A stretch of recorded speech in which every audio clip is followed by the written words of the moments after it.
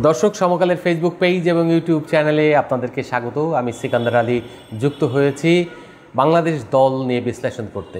বাংলাদেশ দল বলতে ওয়েস্ট ইন্ডিজের বিপক্ষে যে ওয়ানডে দল ঘোষণা করেছে আজ, সেই দলটার কেমন হলো সেই বিষয়গুলো আপনাদেরকে একটু জানাতে চাই।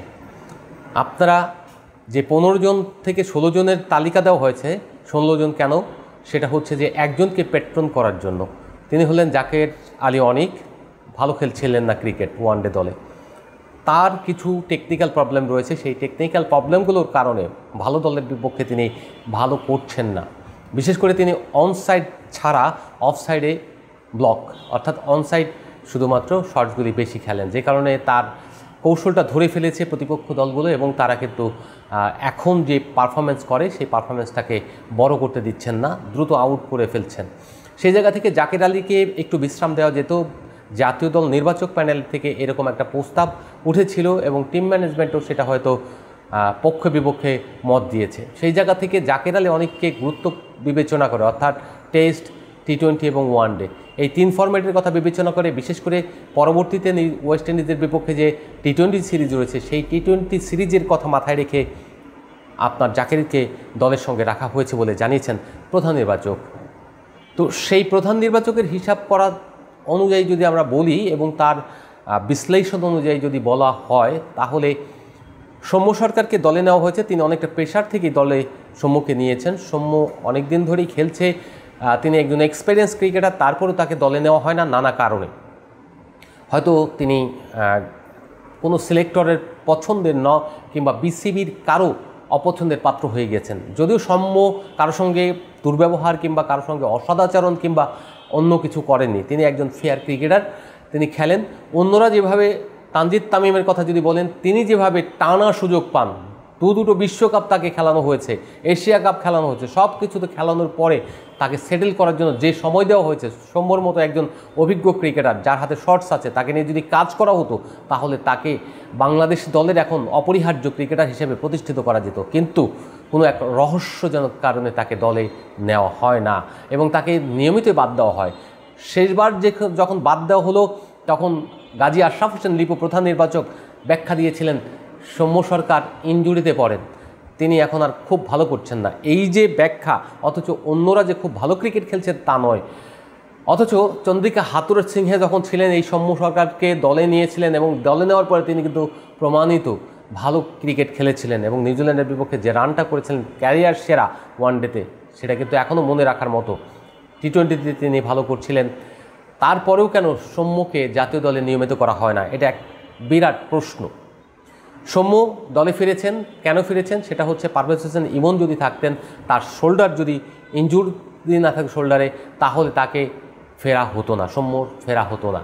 তো সেই জায়গায় হয়তো চান্স পেয়েছেন, কিন্তু সৌম্য যদি খেলার সুযোগ পান তাহলে অবশ্যই এটাকে কাজে লাগাবেন বলে আশা করি।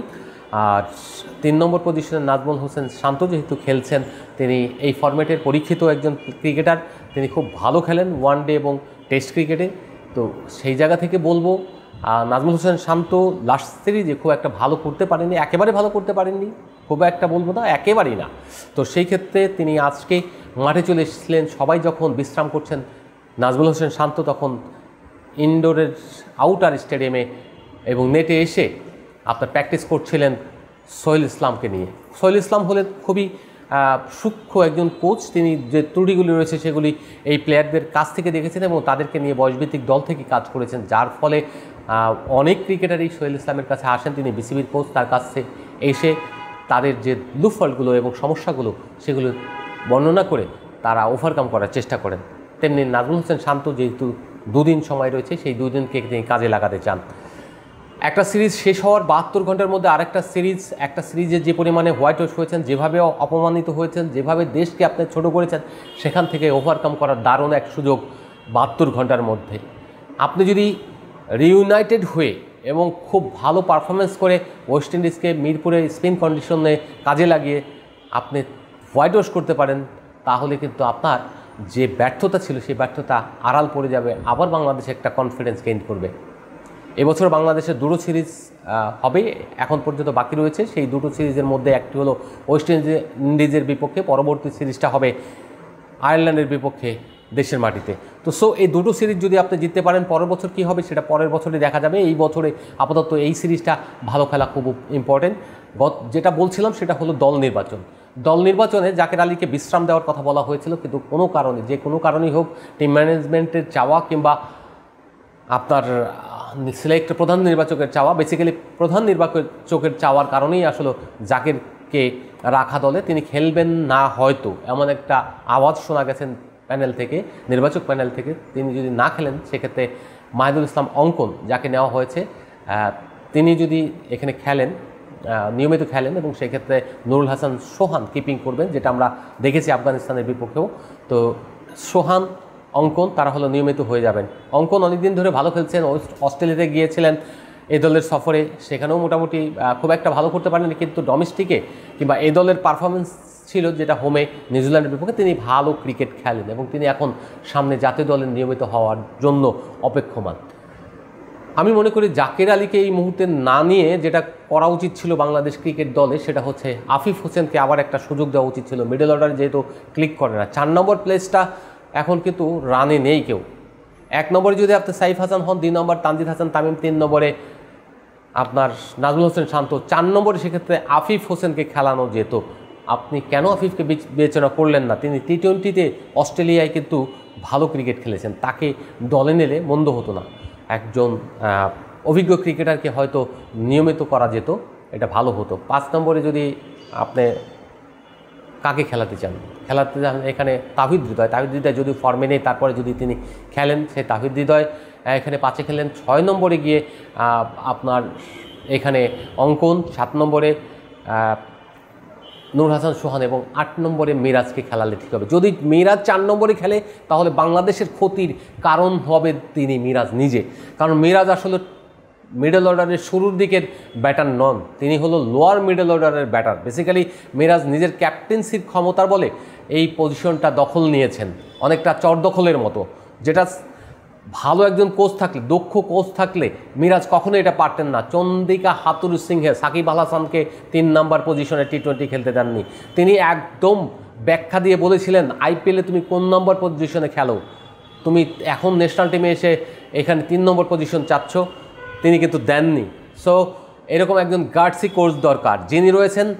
এখন বলা হচ্ছে যে একজন অভিজ্ঞ সিনিয়র কোচ, তিনি খুব একটা কাজ করেন না, আমরা ফিল সিমন্সের কথাই বলছি, তিনি কাজ করতে পারেন না, তিনি অলস শুয়ে থাকেন, বসে থাকেন, কাজ করান মূলত সিনিয়র সহকারী কোচ মোহাম্মদ সালাউদ্দিনকে দিয়ে। পুরো দলটা আসলে সালাউদ্দিনের হাতেই চলছে। তিনি একজন সহকারী কোচ হিসেবে তার দায়িত্ব হলো ব্যাটিংকে ডেভেলপ করা, ব্যাটিং ভালো করা, কিন্তু তার অধীনে সবচেয়ে খারাপ সময় পার করছে ব্যাটিংয়ে। তার মানে প্রশ্নবিদ্ধ। দেশ সেরা কোচ তকমা দিয়ে তাকে যেভাবে ফুলিয়ে ফাঁপিয়ে মিডিয়ার বিভিন্ন জন এই জায়গায় নিয়ে এসেছেন, তারা কিন্তু ভুল করেছেন। এখন তারা বুঝতে পারছেন যে সালাউদ্দিনকে দেশ সেরা কোচের তকমা দেওয়া এবং তাকে যেভাবে ফুলিয়ে ফাঁপিয়ে বর্ণনা করা, সেটার ক্ষতির কারণ হয়ে গেছে বাংলাদেশের ক্রিকেটের জন্য। তিনি যখন কাজ করেছেন জাতীয় দলের হয়ে জেমিস এডেন্সের সময়, সেই সময়টা ছিল ডিফারেন্ট, আর এখনকার সময় হলো ডিফারেন্ট। যদিও তার বিরুদ্ধে যদি কোনো কিছু কেউ আওয়াজ দেন বা উচ্চারণ করেন, তাহলে তার কোনো ঘনিষ্ঠজনের কাছে গিয়ে মিডিয়াতে গিয়ে বলবেন যে এখন চটি লেখক হয়ে গিয়েছেন, কারণ সালাউদ্দিন এখন অনেক দাম্ভিক হয়ে গেছেন। তো সেই জায়গা থেকে আমরা বলবো যে এই জায়গাগুলোতে শুধরানো উচিত বাংলাদেশ ক্রিকেট বোর্ডের, এবং তাদের সবাইকে দেখা উচিত যারা কাজ করবেন, যারা রেজাল্ট দেবেন, সব কিছু রেজাল্ট ওরিয়েন্টেড। সালাউদ্দিন যদি রেজাল্ট দিতে পারেন এবং তার ফিল সিমন্স যদি রেজাল্ট দিতে পারেন, তাহলে সব ভালো। আর যদি না দিতে পারেন তাহলে সালাম। ফিল সিমন্সকে বাংলাদেশে খুব একটা দরকার নেই। ফিল সিমন্স না থাকলেও বাংলাদেশে যদি তৃতীয় চতুর্থ কোচ দিয়েও কাজ করান, আমার মনে হয় চলবে, কারণ ফিল সিমন্সকে গলধকরণ করা হয়েছে বাংলাদেশে, তার মতো কোচ এখন চলে না। আপনি এই 55 বছর থেকে 50 থেকে 55 বছরের বয়সী কোনো কোচ নেন যিনি খাটতে পারবেন, 45 বছর 47 বছর এরকম কোচ নেন যিনি পরিশ্রম করতে পারবেন, তো আপনি সেই জায়গায় তো নেননি। এখন পরিবর্তনের সময়, আপনি 2027 সাল পর্যন্ত তাকে নিয়োগ দিলেন কি কাজে? বিশ্বকাপ পর্যন্ত তিনি তো ফেইলিওর। ওয়ানডে যদি সরাসরি কোয়ালিফাই না করতে পারে বাংলাদেশ, তাহলে এটা অভিশাপ হবে। কোয়ালিফাই আপনি জানেন তো, ওয়েস্ট ইন্ডিজ কিন্তু কোয়ালিফাই থেকে হেরে গিয়ে আপনার বিশ্বকাপ খেলতে পারেনি। সো মাথায় রাখবেন, বাংলাদেশের কিন্তু বিপদ আছে সামনে। ওখানে প্রেশার নার্ভ অনেক শার্প রাখতে হয়, সেই শার্পনেসের জায়গায় যদি ওই পর্যন্ত যেতে হয়, কোয়ালিফাই খেলতে হয়, তাহলে কিন্তু খুবই বিপদ। এই সিরিজ হোয়াইট ওয়াশ করতে হবে ওয়েস্ট ইন্ডিজকে। যদি ওয়েস্ট ইন্ডিজকে হোয়াইট ওয়াশ না করেন তাহলে বাংলাদেশের ব্যর্থতা দেখবেন। তো সবচেয়ে বড় যে ব্যাপার, এই স্কোয়াডটা রয়েছে, এই স্কোয়াডে একজন পেস বলার কমানো হয়েছে, সেই পেস বলার হল নাহিদ রানা। তাকে বাদ দিয়েও 16 জনের স্কোয়াড করা হয়েছে। সেই ক্ষেত্রে ব্যাটারদের কাউকে বাদ দেওয়া হয়নি। লিটন কুমার দাসকে ফেরানো সম্ভব হয়নি, বিকজ অফ তিনি এখনও 500 বা পাশের যে তার পাঁজর রয়েছে, সেই পাঁজরের এখানে টান পড়েছিল, সেই টানের এখনও পরিপূর্ণ সুস্থ নন তিনি। আর আগেই বলা হয়েছে আপনার একজন ওপেনার যিনি অসুস্থ, কাঁধের চোট, পারভেজ হোসেন ইমন, তাকে নেওয়া হয়নি। সো এই দল নিয়েই বাংলাদেশকে ফাইট করতে হবে, মিরপুরের কন্ডিশন কাজে লাগাতে হবে। এখানে ডিউ পড়বেন, এই সময় ডিউ পড়বে, সেই দিক থেকে আপনাকে চিন্তা করতে হবে কখন ব্যাটিং করবেন, কখন বোলিং করবেন। আপনার টস ফ্যাক্টরটা গুরুত্বপূর্ণ হবে, কারণ দিনে যদি আপনি বোলিং করতে পারেন তাহলে আপনার জন্য প্লাস পয়েন্ট। রাতে বোলিং করতে গেলে আপনার জন্য নেগেটিভ পয়েন্ট, কারণ তখন আপনি ভেজা বল গ্রিপ করা কঠিন এবং সেই ডেলিভারিগুলো সোজা যাবে। ব্যাটারদের জন্য খেলা সহজ। অতএব সব মিলিয়ে বাংলাদেশের দলকেই এখানে স্পিন কন্ডিশন হবে, সেই কন্ডিশনটাকে কাজে লাগিয়ে আপনাকে জিততে হবে। ধন্যবাদ, এখানে শেষ করছি।